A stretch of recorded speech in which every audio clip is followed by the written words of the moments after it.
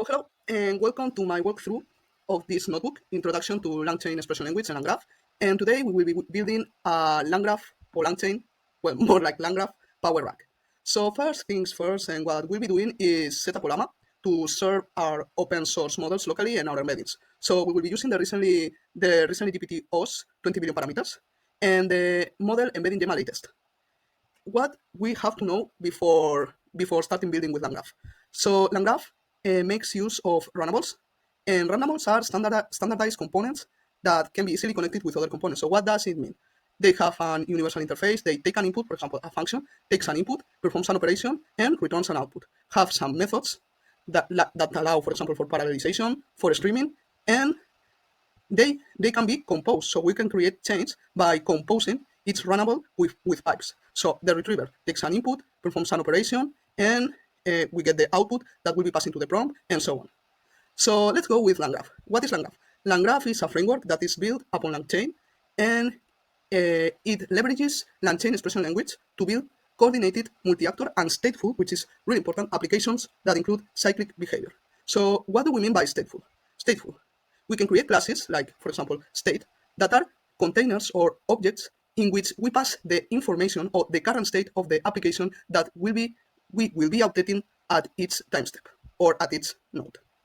So here we create this class, state, that inherits from type dict.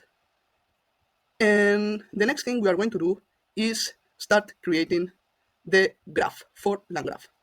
So we will start building the nodes. We will be building a retrieve node that will be in charge of updating this state with the context. And next, we will be building our generate node that will generate the response based on the retrieve content. For that, let's first load our PDF that is in the directory with the library PyMU PDF loader.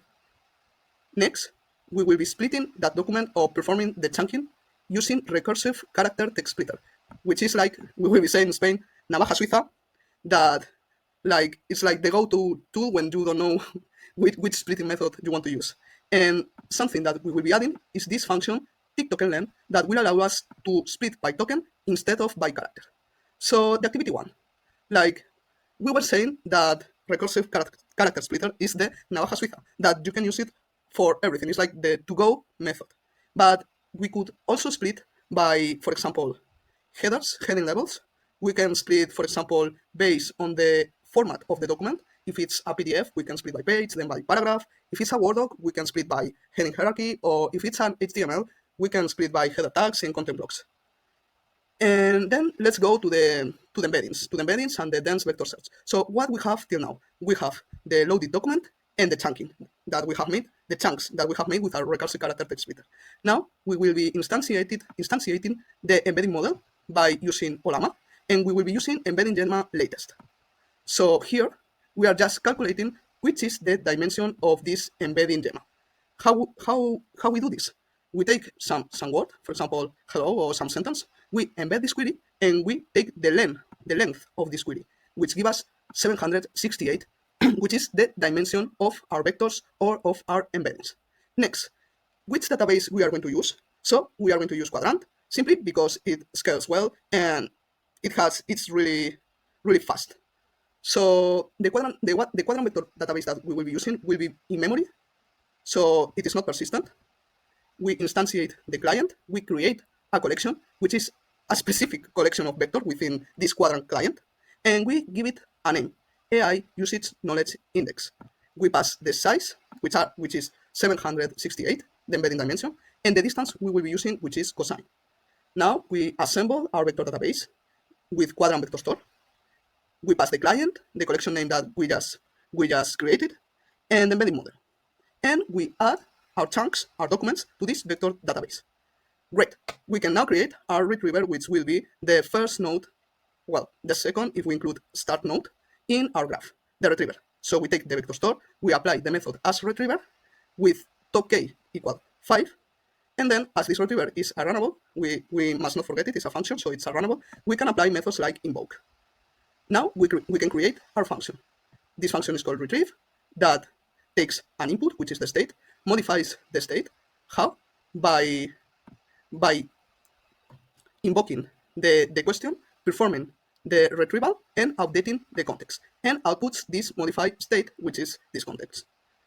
Next, we will go with the generate node. And what we will be doing. So we need to format our inputs into a chat template that will be suitable for RAG. We will take this chat template and send it to the LLM, to GPTOs, and we will parse this output with an output parser in string format. So let's get training. We create the template with the context and the query, and instantiate our chat prompt by using chat prompt template. We can see here that chat prompt is also runnable. We can invoke it with the context and a query. As an example here, our context here, our query here. And then we instantiate our model by using Olama again with a temperature of 0.6 to give some creativity to the model. And also we can see that Olama chat model is runnable, so we can invoke it. Next, the output parser. We will be using string output parser. And we can create our chain by piping the components, these reusable components, these runnables together. Next, we create the function, which will be our third node, the node generate. And we should remind that this node takes an input, updates the state, and outputs a new state, which will be the response. Next, we create the graph by using state graph, which creates a blank template in which we will be adding our nodes. So we add the nodes retrieve and generate, and then we connect these nodes by adding the edges. We compile the graph, and we can see our graph in action with the start node, the retrieve node, generate node, and the end node. Next, we can just use our graph, which is also a runnable. So we can invoke it with the question, and we get our response. And finally, let's go and answer the question number 2, which says, what can we do if the retriever finds non-relevant context? And what if the response needs fact-checking? So I think that if the retriever finds non-relevant context, one thing that we can do is, for example, perform human in the loop or add a conditional branch after the retriever. So if no context is found, we can route to a fallback node, like returning a default answer, as we did. I haven't showed it, but we already did it. Like, for example, make the model say, I do not know, or introduce human in the loop. We could also use another LLM to rewrite the query. And the second question is, what if the response needs fact-checking? So if the response needs fact-checking, maybe the thing I will use is to add a second LLM. So insert a fact-check node, which will be another LLM, after the generate step. This LLM will verify claims against trusted sources and only pass to the end state if these sources are, so if the claim is validated. So thank you, and bye-bye till next time.